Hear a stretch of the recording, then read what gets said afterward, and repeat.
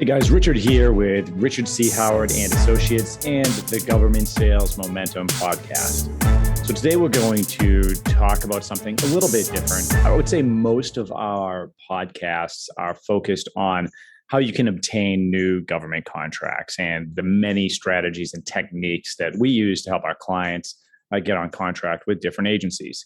And I'll tell you, most companies actually do focus in that area, right? So whether it's responding to RFPs, influencing requirements, maybe it's the SBIR, STTR process, there are a lot of different ways to go on contract with the government. But what we find is that much more important than focusing on obtaining new contracts with the government is really managing your current contract with the US government.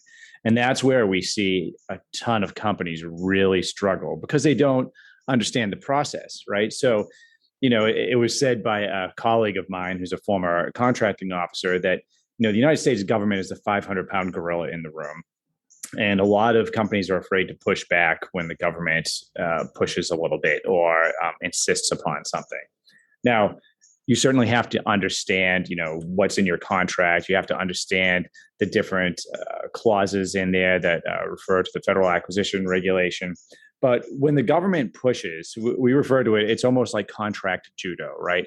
There is some pushing back that you can do and you should do in order to properly manage your contract. So what I want to talk about today is not necessarily meeting what your contract's asking for, because I assume, you're a good company, you have put in a solid proposal, and you're the best at what you do, and you're going to deliver whatever product or service is in that contract. But what I want to talk about is, as you're managing that contract over the years, how can you really set that up so it works best not only for you but for the government? So, if the government's not paying you enough, or if your margins for profit are too little, you're not going to be able to deliver your best product or service, and the government's not going to receive what they really are looking for. So it's really important to understand where you can push back and maybe where you shouldn't.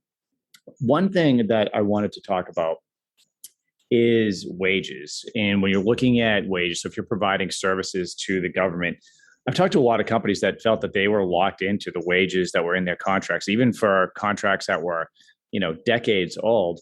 And at a minimum, your wages should be increasing with the Department of Labor's annual increase in labor rates, right? So we have inflation every year. So at a minimum, without asking for anything else, you can go to the Department of Labor website and check out what those labor rates look like. And it may not match up perfectly, but you should be asking for those increases every year if it's not already worked into your contract. So that's one thing that you can look at. Another thing, especially now in today, because I'm recording this in August of 2021, so we've been in a COVID environment for over a year and a half. Another thing you can do is pull the COVID card. Look, if you've had a contract with the government and it was under agreement before COVID happened, COVID drives a lot of costs that you might not have had before. And it's perfectly acceptable to go back to the government and say, look, we're in a pandemic situation. We've been in one here for a year and a half or whatever it's been. And this is driving costs that we did not anticipate when we first went into this contract. So that's another area where you can enter into a negotiation with the government to really try to make sure you're getting paid for the actual costs that are involved in executing that contract. Now, there is, in some contracts, a lot of gray area. I've seen some contracts be so gray as far as, not being specific about the project or product that they're actually purchasing, right? So when you have gray area like that, we were talking with a company the other day about requirements for cybersecurity. If those aren't very detailed, you could be on the hook to do a lot more work than you maybe initially thought you were when you signed up with that contract with the government. So you want to make sure that when the government's asking you for things, especially after you're on contract, you want to make sure it's within scope of your contract. So this is where it really makes sense to have someone, if you don't have a contract expert on your team, a government contract expert, to have someone reviewing all of the different CLINs and fire clauses and specifications of your contract. So when the government says, hey, I want these requirements added, or, hey, we think even though the contract was gray and it wasn't very specific, this is really what we're asking for. And there are a few ways you can push back with that. And you have to be careful, right? So there's a art form to this. But the first is, hey, government agency, this is out of scope. This is not within the scope of the contract. And if something's out of scope, you need to push back and ask them to submit an RFP to you so you can put a proposal together on what they're actually asking you to do. Now, that's if you got to make sure that, what they're asking you for is not included in the contract you signed up for. But I'm really speaking to those contracts that have that gray area where you're on contract, but all of the details are not there and all the specifics are not there.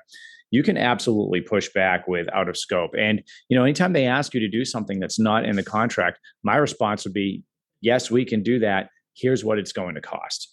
Now, we could certainly talk to you about, the art form of that, because there are risks, of course, whenever you push back to the government, right? And the biggest risk is, well, you could just not have a contract with the government anymore, right? So you want to be careful that you're delivering what is absolutely required in your contract, but also pushing back where it's appropriate when the government's asking you for something else. And those are really the two big things that I wanted to cover in today's podcast, is going over labor rates and just those gray areas where the government is now asking you to do something that wasn't really dialed into the contract, and where it's appropriate for you to say, hey, that's out of scope, or pricing it out and saying, hey, that's going to be in addition to what we're on contract for already. So I hope that helps. Again, feel free to reach out. We have some excellent former contracting officers that will review your contracts of all sizes with the government, can show you exactly where you can push back, where you can't, how we can maximize profits on those. You can reach out to us at richardchoward.com, fill in the consultation form. We would be glad to get back to you. Thanks again for listening, and we'll see you next week.